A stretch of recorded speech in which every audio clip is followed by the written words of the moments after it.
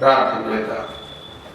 పరమ తండ్రి అయిన దేవా, యేసు క్రీస్తు ప్రభువా, మా ప్రియ రక్షక, ఈ ఉదయకాలం మీరు మా అందరితో మాట్లాడుతున్నందుకు వందనాలు. వినగల చెవి, గ్రహించగల మనస్సు, అనుసరించి నడుచుకోగలిగిన జీవితం మాలో ప్రతి ఒక్కరికి మీరు అనుగ్రహించమని ప్రభువు ప్రియ రక్షకుడైన యేసు నామమున ఈ వాక్యోపదేశం ప్రారంభిస్తున్నాము తండ్రి. ఆమేన్. క్రీస్తునందు ప్రియులారా, ఈ దినం మనము ధ్యానించబోయే అంశము ఫిలదెల్ఫియా అనే సంఘం.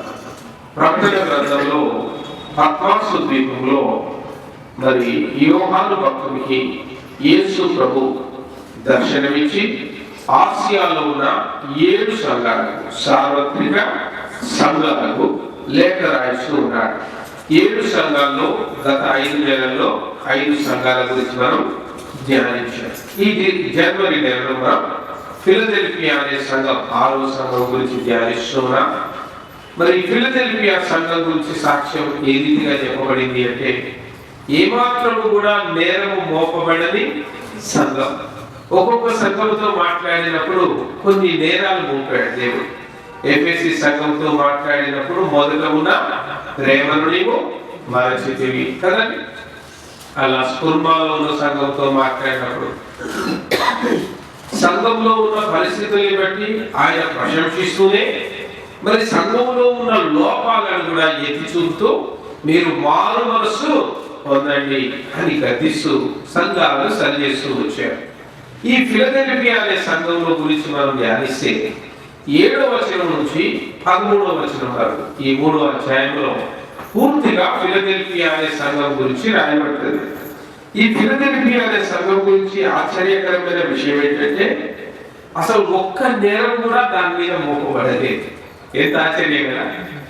అట్లీస్ట్ ఒక్క చిన్న మైనర్ మిస్టేక్ కూడా ఆ చర్చిలో దేవుడు నోటీస్ చేయలేదు.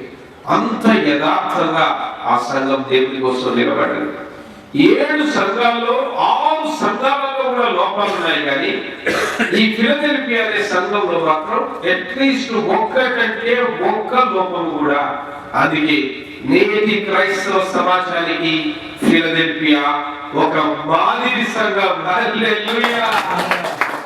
అది ఒక మాదిరి. We should follow. వాళ్ళ మాదిరిని మనం ఫాలో కావాలి. అసలు ఈ ఫిలదెల్ఫియా చరిత్ర ఏంటి? ఫిలదెల్ఫియాను ఎవరు ప్రారంభించారు అంటే, యేసు ప్రభు కాలంలో రోమన్లు ప్రపంచ చక్రవర్తులు. రోమన్ల కంటే ముందు గ్రీకులు ప్రపంచ చక్రవర్తులు. మరి గ్రీకులు రాజ్యం వెళ్తున్న దినాల్లో అటాలస్ అనే ఒక గ్రీకు రాజు, అటాలస్ అనేవాడు తన యొక్క సహోదరుడు, అంటే ఆయన పేరు యుమేనస్, ఆయన సహోదరుడి పేరు యుమేనస్. ఈ యుమేనస్ అనే తన సహోదరుడు అటాలస్ అనే తన రాజుకు ప్రతి ఇంట్లోనూ ప్రతి పరిస్థితిలోనూ ఆయన తోడుగా ఉన్నాడు. ప్రతిసారి ఆయన వెంబడించాడు. ఆయన యొక్క గొప్ప విజయానికి, గ్రీకు వీరుడైన అటాలస్ అనే రాజు యొక్క విజయానికి మూల కారకుడు యుమేనస్ అనే తన సహోదరుడు. కాబట్టి తన సహోదరుడికి బహుమానంగా ఏదైనా ఇవ్వాలి అని ఎత్తైన కొండలు చూశాడు, మంచి లోయలు చూశాడు. అక్కడ నుంచి కోకామస్ అనే ఒక నది పారుతూ ఉంటుంది. ఈ నదీ తీర ప్రాంతంలో ఎట్లుంటుంది చెప్పండి, కొండల్లో నుంచి లోయల్లో నుంచి ఒక నది పారుతూ, ఆ ప్రాంతం చూడడానికి ఎంత అందంగా ఉంటుంది కదా, సస్యశ్యామలంగా ఉంటుంది. నది పక్కనే ఉన్న చెట్టు ఎప్పటికీ కూడా ఆకు వాడను, తన కాలమందు ఫలమిచ్చు చెట్టుగా ఉంటుంది. అలాంటి ఏరియాలో ఆయన సెలెక్ట్ చేసుకున్నాడు. అలాంటి ఏరియాలో మంచి వనం తయారు చేశాడు, ద్రాక్ష తోటల వనాన్ని తయారు చేశాడు. మంచి కట్టడాలు కట్టాడు, ఎత్తైన నగరాలు కట్టాడు. మంచి కట్టడాలన్నీ కట్టి తన సోదరుడైన యుమేనస్కి కానుకగా ఇచ్చాడు. ఇస్తూ ఇది ఫిలదెల్ఫస్ అని అన్నాడు. గ్రీకు భాషలో ఫిలదెల్ఫస్ అన్న మాటకు సహోదర ప్రేమ, అంటే నా సహోదరికి ప్రేమతో నేను ఇచ్చుచున్న కానుక అని అర్థం. అలా మొట్టమొదటిసారిగా గ్రీకుల రాజ్యంలో ఫిలదెల్ఫస్ అనే నగరం స్థాపించబడింది. ఆ రీతిగా ఫిలదెల్ఫస్ ప్రపంచ చరిత్రలో మొట్టమొదటిసారిగా. కాలాలు గడుస్తూ పోయాయి. మరి ఆ ఫిలదెల్ఫస్ నగరాన్ని మరి ఏ రీతిగా తన సహోదరికి ఇచ్చాడు. ఆ గ్రీకుల నుంచి రాజ్యం అంతా కూడా రోమన్ల చేతిలోకి పోయింది. రోమన్లు ప్రపంచ చక్రవర్తులుగా మారారు. రోమన్లు ఆ ఫిలదెల్ఫస్ ను ఆక్రమించుకున్నారు. అయితే మళ్ళా కొంతకాలానికి గ్రీకులలో ఒక ప్రత్యేకమైన జాతి ఉంటుంది, బైజాంటైన్స్ అంటారు. వాళ్ళనే ఇస్తాంబుల్ జాతి. ప్రస్తుతం వాళ్ళు ఎవరంటే ఇస్తాంబుల్స్. వీళ్ళు గ్రీకులలో నుంచి వేరైన వారు ఈ ఫిలదెల్ఫస్ ను జయించి ఆ ఇస్తాంబుల్స్ ఆ ఫిలదెల్ఫస్ ను 17వ శతాబ్దం దాకా వాళ్ళే వేయలేరు. అసలు ఎవరి చేతికి కూడా దాన్ని అందనీయలేదు, ఎవరితో గెలవలేదు. ప్రస్తుతం ఆసియాలో ఉన్న 7 సంఘాలు కూడా, అది ఆసియా మైనర్ అంటారు ఆ ప్రాంతాలంతా. ఆసియాలో ఉన్న 7 సంఘాలు, ప్రకటనలో 7 సంఘాల పేర్లు విధంగా ప్రస్తుతం ఆ 7 సంఘాలు టర్కీలోనే ఉన్నాయి. అన్ని నియర్ బై, దగ్గర ఈ నుండి ఒక 100 మైళ్ళు పోతే అది ఉంటుంది, ఒక 25 మైళ్ళు పోతే స్ఫూర్ణ ఉంటుంది, ఇంకొక అడిగి పోతే ఫిలదెల్ఫియా ఉంటుంది. అన్ని చుట్టుపక్కల ప్రాంతాలే. ప్రస్తుతం ఉన్న నేటి కాలంలో అది టర్కీ అనే దేశంగా మారింది. టర్కీ అనే దేశంలో ప్రస్తుతం ఉన్న ఫిలదెల్ఫస్ ను వాళ్ళు ఏమని పేరు మార్చుకున్నారంటే అల్ షహీద్ అనే పేరు, అలా షహీద్ అనే ఒక పేరు మార్చుకున్నారు. అది ఎలా జరిగింది అంటే 17వ శతాబ్దంలో పెద్ద భూకంపం వచ్చింది. అక్కడ పెద్ద భూకంపం వచ్చి ఫిలదెల్ఫస్ ఆ పట్టణం మొత్తం కూడా నేలమట్టం అయిపోయింది. ఆ ఫిలదెల్ఫస్ నేలమట్టం అయిన తర్వాత ఇక మళ్ళా తిరిగి దాన్ని కట్టేంత ఓపిక బైజాంటైన్స్ లేదు, ఇస్తాంబుల్స్ లేదు, గ్రీకులు లేరు. మళ్ళా దాన్ని కట్టాలి అంటే దాని మీద ఇన్వెస్ట్మెంట్ చేయాలి. ఇన్వెస్ట్మెంట్ చేయాలి అంటే ద్రాక్ష తోటలు తప్ప అక్కడ చెప్పుకోదగ్గ రాబడి ఏమీ లేదు. But it's a tourism spot. చాలా అందమైన ప్రదేశం, ఎత్తైన కొండలు, లోయలు, నదీ తీర ప్రవాహిత ప్రాంతాలు, మంచి టూరిజం, ఆహ్లాదకరమైన ప్రకృతి, అందాలు కలిగిన దేశం. కాబట్టి మరి అప్పటి నియో కైసర్ అనే రోమన్ చక్రవర్తి దాన్ని తిరిగి కట్టించి ఆ ఫిలదెల్ఫస్ కి అల్లాహ్ షహర్ అంటే దేవుని యొక్క నగరం. అల్లాహ్ అంటే దేవుడు అరబీ భాషలో, కదండి ముస్లిం భాషలో అల్లా అంటే దేవుడు అని అర్థం. షహర్ అంటే నగరం, ద సిటీ ఆఫ్ గాడ్, దేవుని యొక్క నగరం అని పేరు పెట్టాడు. అల్లాహ్ షహర్ కాస్త ఇప్పుడు అల్ షహర్ అయిపోయింది. ఇప్పటికీ గూగుల్లో కొట్టినా మనం అల్ షహర్ అనే నగరం టర్కీలో కనపడుతుంది, ఎత్తైన కొండల మధ్యలో ఉంటుంది. మరి ఇక్కడ చర్చి యొక్క పరిస్థితులు ఏంటి, చర్చి సంగతులు ఏంటి అంటే మొదటి శతాబ్దంలోనే, అంటే గ్రీకుల నుంచి రోమన్లు లాక్కున్న తర్వాత రోమన్లను ఓడించి బైజాంటైన్ ఇస్తాంబుల్ ఆ యొక్క ఫిలదెల్ఫస్ ను ఏలుతున్న దినాల్లోనే మరి అక్కడ ఫిలదెల్ఫస్ లో సంఘం వెలిచింది. ఏ రీతిగా అంటే ఫిలదెల్ఫస్ యొక్క స్థానికుడైన ఇగ్నీషియస్ ఆ ప్రాంతం నుంచి పౌలు గారు అంతియోకయలో సువార్త ప్రకటించుతున్న దినాల్లో ఇగ్నీషియస్ అనే వ్యక్తి ఆ అంతియోకయలో రక్షణ పొందుతాడు. ఆయన క్రీస్తుని రక్షకునిగా అంగీకరిస్తాడు. అయితే ఇగ్నీషియస్ యొక్క అసలు ఊరు ఫిలదెల్ఫియా. ఆ నుండి జీవనోపాధి కోసం అంతియోకయకు వచ్చేవాడు. కాబట్టి ఈయన తన సొంత గ్రామాన్ని అయిన ఫిలదెల్ఫియాస్కి వెళ్ళినప్పుడు ఫిలదెల్ఫియాలో అక్కడ క్రీస్తుని గురించి బోధిస్తాడు. తన అమ్మా నాన్నలకి, తన అన్నదమ్ములకి, ఇలా మన కోసం మెస్సియాగా వచ్చిన వాడు యేసు క్రీస్తే, ఆ క్రీస్తు నమ్మితే మనకు రక్షణ. ఆ రీతిగా ఇగ్నీషియస్ ద్వారా ఎవరు రక్షించబడ్డారు? తన ఇంటి వారందరూ రక్షించబడ్డారు, తన బంధువులు రక్షించబడ్డారు. ఇంకా ఊర్లో వ్యాధి బాధలు ఉన్నవారు, కరువు కాటకాలు ఉన్నవారు, సమస్యలు ఉన్నవారు అనేకులు వచ్చి అక్కడ ప్రార్థనలలో పాల్గొంటూ చివరికి ఇగ్నీషియస్ యొక్క ఇల్లే ఫిలదెల్ఫియా సంఘంగా మారిపోయింది.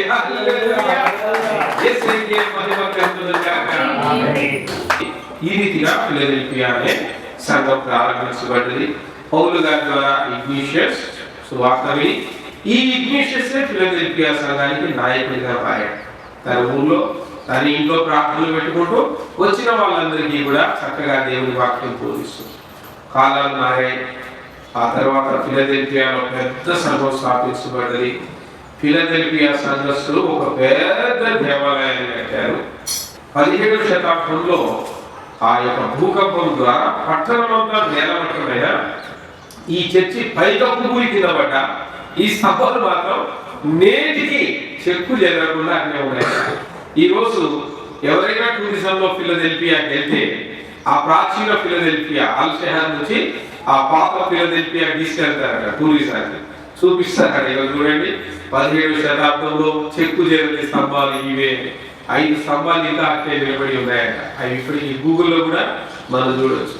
అంత బలమైన కట్టడాలు, అంత బలమైన సంఘంగా మరి దాని యొక్క చరిత్ర మరి రాయబడి ఉన్నది. మరి బైబిల్ ఏమో సెలవిస్తుంది ఫిలదెల్ఫియా గురించి? ఇదంతా చరిత్ర. నేను ఇప్పటి వరకు చెప్పిందంతా కూడా outside from the Bible, బైబిల్కు బయట చరిత్రలో రాయబడ్డ ఫిలదెల్ఫియా గురించి.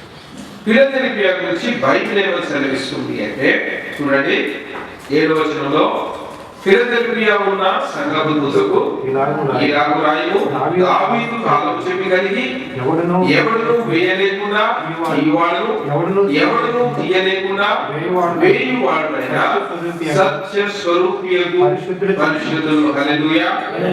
ఇక్కడ ఇంట్రడక్షన్ చూడండి ఎలా ఉందో. ఒక్కొక్క సంఘంతో ఆయన ఒక రీతిగా తను పరిచయం చేసుకున్నాడు ప్రభు కదండి. ఇక్కడ ఎలా పరిచయం చేసుకుంటున్నాడు? దావీదు తాళపు చెవి కలిగి ఎవడును వేయలేకుండా తీయవాడు, ఎవడును తీయలేకుండా వేయువాడునైనా సత్య స్వరూపియగు పరిశుద్ధుడు. యేసు ప్రభు ఎలా పరిచయం చేసుకుంటున్నాడు? నేను పరిశుద్ధుడను, నేను దావీదు తాళం చెవిని కలిగిన వాడను, నేను గనక తాళం వేశానంటే ఎవడు తీయలేడు, నేను గనక తీశానంటే ఎవడు వేయలేడు. అంత అధికారం. ఈ అధికారం ఎవరికి ఇవ్వబడిందని యెషయా గ్రంథం 22వ అధ్యాయం 22వ వచనంలో ఈ అధికారం సాక్షాత్తు యేసు ప్రభువుకే ఇవ్వబడింది అని రాయబడి ఉంటుంది. చూడండి, నేను దావీదు ఇంటి తాళ్ళకు అధికార భారమును అతని భుజం మీద ఉంచెదను. హల్లెలూయా. దావీదు చిగురు, దావీదు వేరు ఎవరండి? సాక్షాత్తు యేసుక్రీస్తు ప్రభువే. దావీదు వంశమందు ధన్యుడు జన్మించాడు. పాటలు పాడారు కదా క్రిస్మస్ సీజన్ అంతా, అయ్యే పాటలు లేదా? దావీదు వంశంలో నుంచి పుట్టినవాడు, దావీదు తాళము చెవి అంటే ఆయన కంత అధికారం ఉన్నది. యేసు ప్రభువుకి ఒకరిని రక్షించే అధికారం ఉన్నది, ఒకరిని పాతాళంలోకి పడద్రోయగలిగిన అధికారం ఉన్నది. భూమి మీద అధికారాలన్నీ లిమిటెడ్ కదండి. ఒక గ్రామాధికారికి గ్రామం మీదనే అధికారం, పక్క గ్రామానికి అధికారం ఉందా? లేదు. కానీ ప్రపంచముల మీద అధికారం కలిగిన వాడు, దేశ దేశముల మీదను రాజ్య రాజ్యముల మీదను, కేవలం భూమండలమే కాక అనేక జగముల మీద అవుతుంది. దేవదూతల ప్రపంచంలో, అంతరిక్ష ప్రపంచంలో, అనేక ప్రపంచముల మీద అధికారం కలిగిన వాడు ఉన్నాడు. ఆయనే ప్రభు అయిన యేసు. హల్లెలూయా. అందుకే ఆయన రాజులకు రాజు, ఆయనకు ప్రభువులకు ప్రభు అని పేరు, ఆయనకు సైన్యములకు అధిపతియగు యెహోవా అని పేరు. ఆయన తాళము వేయగా మూయగలిగిన వాడు ఎవడు లేడు, ఆయన తాళము చేయగా దాన్ని మరలా వేయగలిగిన వాడు ఎవడు లేడు. అట్టి అధికారంతో ఆయన మాట్లాడుతున్నాడు. ఫిలదెల్ఫియా ఒక మాదిరిగా సంఘమని ఫిలదెల్ఫియా ప్రశంసిస్తూ ఉన్నాడు. సంపూర్ణ అధికారంతో ఫిలదెల్ఫియా వాసులారా, నేను మీకు పరిశుద్ధమైన దేవుడిగా ఉన్నాను, మీరు నా ప్రజలై ఉన్నారు, మీరు నా సొంతై ఉన్నారని ఫిలదెల్ఫియా వాసులని ఆయన ప్రశంసిస్తూ ఉన్నాడు. నీ క్రియలను నేను ఎరుగుదును. 8వ వచనం అంటుంది, నీ క్రియలను నేను ఎరుగుదును, నీకున్న శక్తి కొంచెమై ఉండెను, నీవు నా వాక్యమును గైకొని నా నామము ఎరుగనలేదు. ఆమేన్. ఫిలదెల్ఫియా చాలా బలహీనులు, వాళ్ళకున్న శక్తి చాలా కొంచెమే, పెద్ద ధనవంతులు కాదండి. ఫిలదెల్ఫియా వాసులు ధనవంతులు అనుకోవాలండి. ఫిలదెల్ఫియా వాసులంతా కూడా శక్తిహీనులే, బలహీనులే. రోజు పనికి పోతే ఆ పని ద్వారా వచ్చే డబ్బుతోటి వారి జీవితాలు సాగాలి. Israel daily labour. ఫిలదెల్ఫియాలో పెద్ద పెద్ద ఫ్యాక్టరీలు లేవు. ఇప్పుడు వేరే సంఘాలలో ఉన్నారు. ఇప్పుడు దాకా మనం ఎఫ్ఎస్సి సంఘం గురించి, స్ఫూర్ణ గురించి, చాలా సంఘాల గురించి మాట్లాడుకున్నాం. ఒక్కొక్క సంఘానికి చాలా గంభీరమైన చరిత్ర ఉంది. బట్ ఫిలదెల్ఫియా సంఘానికి వచ్చేలోగా ఆ ఫిలదెల్ఫియా పట్టణము ప్రకృతి సౌందర్యం కలిగిన పట్టణమే కానీ వేరే అక్కడ జీవనోపాధికి సంబంధించి పెద్ద ఫ్యాక్టరీలు కానీ, గ్రానైట్లు కానీ, మార్బుల్స్ కానీ, ఇండస్ట్రీస్ కానీ, లేదా వ్యవసాయంగా ధనధాన్య రాష్ట్రాలతో తోగడం కానీ అలాంటిది ఏమీ లేదు. మాట అక్కడ ఉన్నది కేవలం ద్రాక్ష తోటలు. ఈ ద్రాక్ష తోటలలో రోజు వీళ్ళకి ఏ పని దొరికేది? డైలీ లేబర్ కింద రోజు ద్రాక్ష తోటలకు పోవడం, సీజన్ లో ద్రాక్షాలు తెంపడం, ద్రాక్షాలు తొక్కడం, ద్రాక్షారసం తయారు చేయడం, లేదా ఆ తోటలు నాటడం, అదే కదండి. అంటే డైలీ ఈ వ్యవసాయం తప్ప వ్యవసాయం వీళ్ళకి ఎంత ఇస్తున్నారండి? పెద్ద పెద్ద ఉద్యోగస్తులు సంపాదించినట్టు వస్తారా? రాదు. వ్యవసాయ కూలీలు వాళ్ళు. అదంతా రాజుగారి తోట, బయటది కాదు. ఎవరు పడితే వాడు కొనుక్కున్న తోటలు కాదు. అంటే రాజుగారు ఏది ఇస్తే ఇక తీసుకొని పోవటమే తప్ప ఇంకేమీ లేదు ఆ తోటలో పని. అందుకే 8వ వచనంలో ఫిలదెల్ఫియా వాసుల గురించి మాట్లాడుతూ, నీకున్న శక్తి కొంచెమై ఉండేను, ఇంత బలహీనులు, ఇంత పేదవాళ్ళు. ఎంత పెద్ద దేవాలయాన్ని కట్టుకున్నారండి? అసలు ఎంత పెద్ద దేవాలయాన్ని కట్టుకున్నారు? ఒక్కొక్క స్తంభం 5 అడుగుల వెడల్పున్న స్తంభంతో దేవాలయం కట్టారు అంటే ఎంత ఖర్చు పెట్టారు అంటే ఎంత యథార్థంగా దేవుని భాగాన్ని వాళ్ళు తీయగలిగితే సంఘాన్ని అట్లా కట్టుకోగలగాలి కదండి. ప్రతి ఒక్కరు ఈ రోజు 500 రూపాయలు కూలి వచ్చిందంటే 50 రూపాయలు పక్కన పెట్టేసేటోళ్ళు. అంతే. ఈ 50 నాది కాదు, దశమ భాగం దేవుడు సోమవారం ఇచ్చే మనసు అందరికీ రాదు. ఫిలదెల్ఫియా వాసులు ఆ రీతిగా యథార్థముగా దేవుని దగ్గర ఇది దేవుని భాగము, దేవునికి ఇవ్వాలి. కాబట్టి వాళ్ళు శక్తిహీనులైనను కదండి, వాళ్ళు బలహీనులైనను. పెద్ద డబ్బులు కాదు, పెద్ద ఆశీర్వాదులు కాదు, అయినను అంత పెద్ద దేవాలయాన్ని వాళ్ళు కట్టగలిగారు. హల్లెలూయా. అది దేవుని కృప ప్రియులారా. అందుకే ఫిలదెల్ఫియా నేరము మోపబడని సంఘం. ఎందుకు? దశభాగం ఇచ్చినందుక. ఎందుకు? దశభాగం ఒకటే కాదు, దేవుని మాటకు లోబడినందున అది ప్రాముఖ్యం. అందుకే ఫిలదెల్ఫియా వాసులతో దేవుడు అంటున్నాడు, ఇదిగో తలుపుని ఎదుట తీసి ఉంచి ఉన్నాను, దానిని ఎవడు పరలోక కాలాన్ని తెలిసి రెడీగా పెట్టాడు దేవుడు. ఫిలదెల్ఫియా వాసులు అట్టి యథార్థంతో కలిగారు ప్రియులారా. అందుకే యూదులు కాకయే తాను యూదులమని అబద్ధమాడు సాతాను సమాజపు వారిని రప్పించారు. వారు వచ్చి నీ పాదముల ఎదుట పడి నమస్కారం చేసి, ఇదిగో నేను నిన్ను ప్రేమించిందని తెలుసుకున్నట్లు చేసేదారు. ఆ రోజుల్లో యూదులు కాకయే యూదులమని చెప్పుకునే ఒక సాతాను సమాజం ఉండేది. ఆసియాలో ఉన్న 7 సంఘాలకు వీళ్ళతో సమస్యలు ఉండేవి. ఆనాటి క్రైస్తవ లోకాన్ని వాళ్ళు అసలు యూదులే కాదు, కానీ యూదులం అని చెప్పుకునేటోళ్ళు. అంటే ధర్మశాస్త్రానుసారంగా సున్నతి ఉన్నది కదా అని సున్నతి తీసుకునేటోళ్ళు. ఎక్కడో అన్య జాతీయులు రక్షణ పొందేటోళ్ళు, యూదా మతంలోకి మార్చబడేటోళ్ళు. యూదా మతంలో మార్చబడగానే ధర్మశాస్త్ర ప్రకారం ఏం చేయాలి? సున్నతి తీసుకోవాలి కదండి. తర్వాత మళ్ళీ యూదా మతంలో నుంచి మళ్ళీ ఎక్కడికి మారాము? యూదులు అనేకులు పౌరులు వెంబడించి యేసు క్రీస్తుని రక్షకునిగా అంటే వాళ్ళు క్రిస్టియన్ కావడానికి 2 మతాలు మారాడు. ఒకటి అన్య మతంలో నుంచి యూదులుగా మారాడు, తర్వాత యూదా మతంలో నుంచి క్రైస్తవుడిగా మారాడు. వీటి గోలంతా ఏంటంటే ఇటు సున్నతి తీసుకోవాలి, ఇటు బాప్తిస్మం తీసుకోవాలి. ఒక కొత్త సిద్ధాంతాన్ని వాడు బయట తీసుకొచ్చాడు. వాడే నికోలాయిలు కదా. నికోలాయిలు కూడా అంతే కదా. ఒకసారి నికోలాయిల గురించి చెప్పినప్పుడు చెప్పానుగా, నికోలస్ గురించి. నికోలస్ అన్య మతంలో నుంచి యూదా మతంకి వచ్చి, యూదా మతం నుంచి మళ్ళా క్రైస్తవుడిగా వాడు మత మార్పిడి చేసుకున్నాడు. అంటే వీటికి ఎంతసేపు మతాచారాలు ముఖ్యం, మారు మనసు కాదు. ఏం ముఖ్యం? మతాచారాలు ముఖ్యం. ఈ సాతాను సమాజం అని అప్పటి దేవుడు పేరు పెట్టారు. ఇదంతా సాతాను సమాజం. మతాన్ని వెంబడించు వాడు ఎవరి సమాజం అని చెప్పాలి.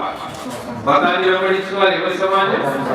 అదే మతం వెంబడించవద్దు. నేను అదే చెప్తా, క్రైస్తవులుగా మీరు ఉండకండి, విశ్వాసులుగా ఉండండి. ఎలా ఉండండి? విశ్వాసంతో బ్రతకండి.